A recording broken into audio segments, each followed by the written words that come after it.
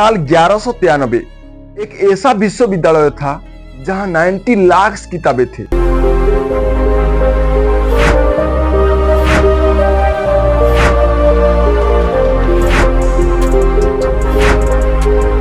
और उसे नष्ट करने के लिए मुस्लिम आक्रमणकारी बख्तियार खिलजी ने आग लगा दिया था और 90 लाख बुक्स 3 महीने तक जलता रहा।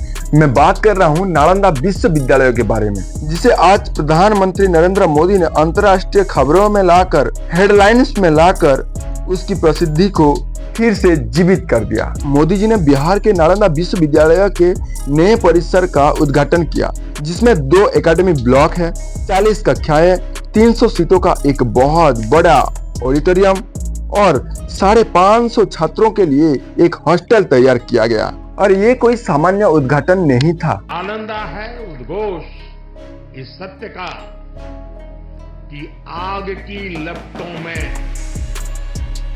पुस्तकें भले जल जाएं, लेकिन आग की लपटें ज्ञान को नहीं मिटा सकती।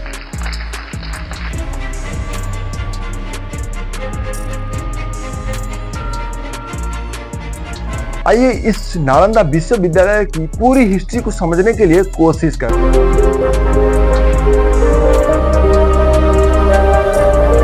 आज दुनिया भर में जितने सम्मान के साथ ऑक्सफोर्ड और कैम्ब्रिज जैसी यूनिवर्सिटी का नाम लिया जाता है, उससे भी ज्यादा सम्मान एक जमाने में भारत के इस नालंदा विश्वविद्यालय का था, जिसकी स्थापना ऑक्सफोर्ड यूनिवर्सिटी से भी 500 वर्ष पहले 5वीं शताब्दी में हुई थी। और दुनिया को शून्य देने वाले आर्यभट्ट इसी नालंदा विश्वविद्यालय के प्रमुख हुआ करते थे। ये दुनिया का पहला ऐसा विश्वविद्यालय था जहाँ कोरिया, जापान, चीन, इंडोनेशिया और तुर्की से छात्र पढ़ने के लिए खास तौर पर भारत आते थे। और ये एक ऐसा विद्यालय था 1500 साल पहले 10,000 छात्र दुनिया भर से एक साथ पढ़ते थे और दुनिया में इसके जैसा और दूसरे विश्वविद्यालय उस जमाने में नहीं था।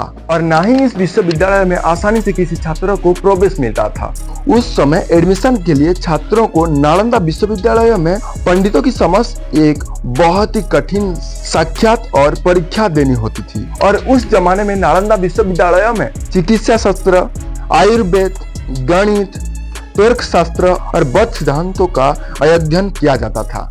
सबसे बड़ी बात यह है कि दुनिया में पुस्तक छापने वाली मशीन नहीं आई थी, तो अब नालंदा विश्वविद्यालय की लाइब्रेरी में 90 लाख किताबें जो कि हाथ से लिखी गई थी। सोचिए उस जमाने में वो कितनी बड़ी बात है।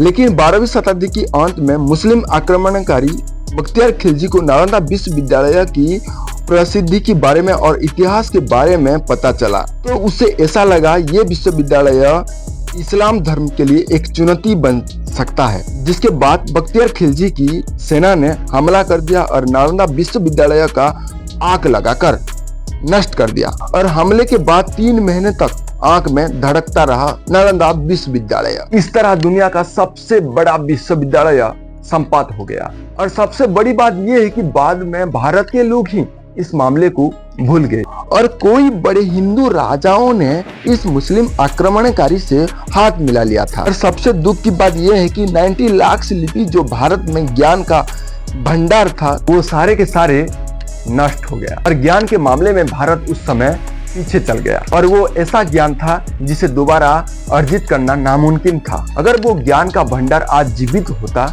तो निश्चित रूप से भारत विश्व गुरु बन गया होता।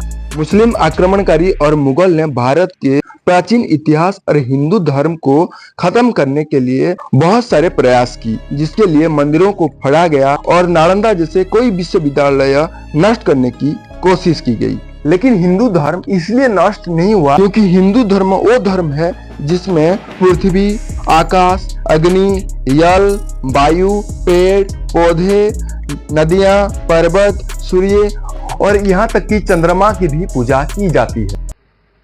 भारत को अंधकार से भर दिया था। अब इसकी पुनर्स्थापना, भारत के स्वर्णिम युग की शुरुआत करने जा रहा है। अपने प्राचीन अवशेषों के समीप नालंदा का नवजागरण, ये नया कैंपस विश्व को भारत के सामर्थ्य का परिचय देगा।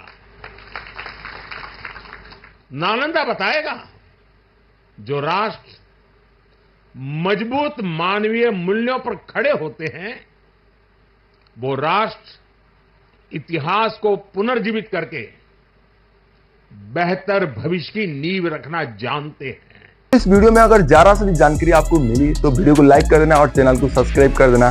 जय हिंद।